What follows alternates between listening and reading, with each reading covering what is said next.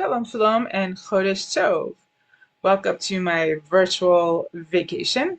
It was Rosh Chodesh, and I am feeling like a vacation. Couldn't really get one, so it's the best we can get, virtual online.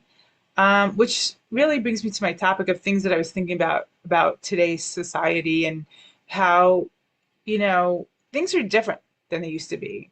And when we're alone, we're never really alone. Most people have with them a gadget, something, their phone, their iPad, their laptop, or something that connects them to the outer world, connects them socially, connects them to a world of opinions. And with that comes an abundance of toxicity and negativity. And as we know, that people share their thoughts before they can even formulate them in their own brains.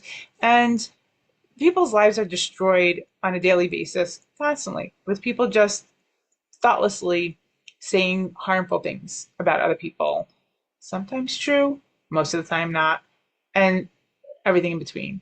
And this is connected to this week's Parshiot, because there are two, Tazria and Metzora, where we talk about the Metzora, somebody who has found on their skin an eruption, and they go to the Kohen to find out whether it is indeed saras, and the Kohen will declare whether it is or not. And if it is, it's a whole procedure. I mean, first he rips his clothes, he covers his head, he yells out that he's tamei tamei, and he has to go in isolation for 7 days. He has to be checked by the Kohen and see if it's still there, if it goes away. And until it goes away, he's continuously checked by the Kohen. But he's left in isolation and he's left to examine his deeds. And he has to really, and I don't think this Sarah goes away unless he changes. And so until he realizes the weight of what he has done and how he's destroyed somebody's life, he's left there to think about it. There's no escape from that. And so he's kind of forced to grow.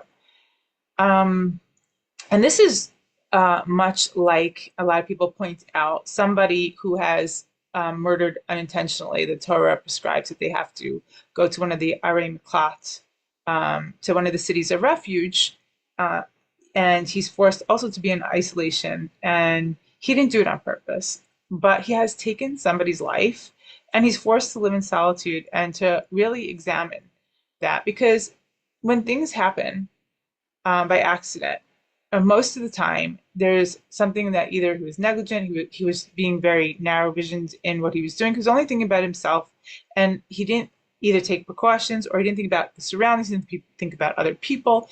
He only thought very narrowly with what he wanted to accomplish at that moment.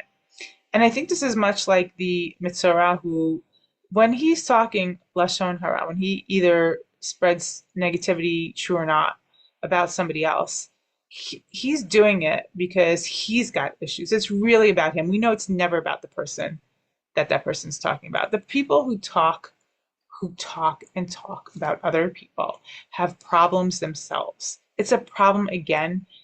And there's this self-absorption and trying to either, puff themselves up in their own mind somehow or in the minds of others, that they do this.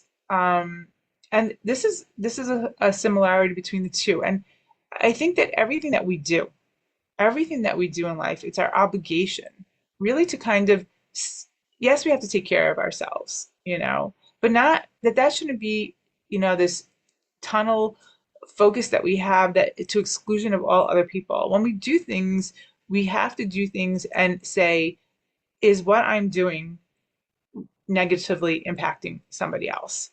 Is what I'm saying somehow going to make somebody else feel bad, or make somebody else look bad, or going to hurt the person in one way, shape, or form? And do you want to be the person that destroys somebody else? Do you want to be somebody who destroys people or builds people up? Do you want to be somebody who takes the life force out of people by making them lose their livelihood, or feel ashamed or embarrassed, or it really push people down, and that's who you want to be? Or do you want to be somebody who lifts people up?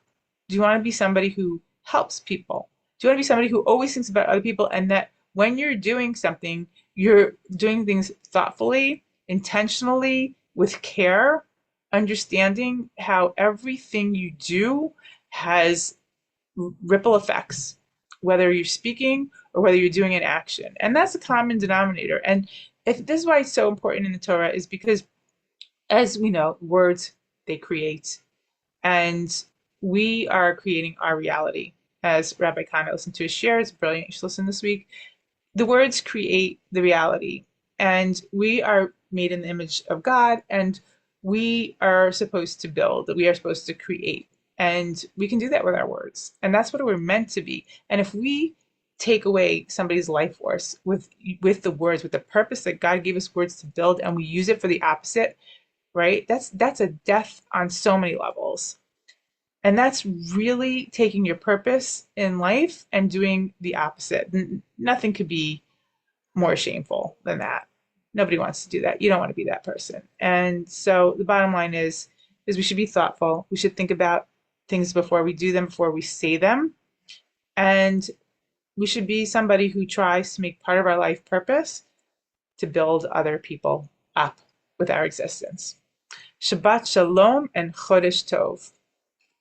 Take care.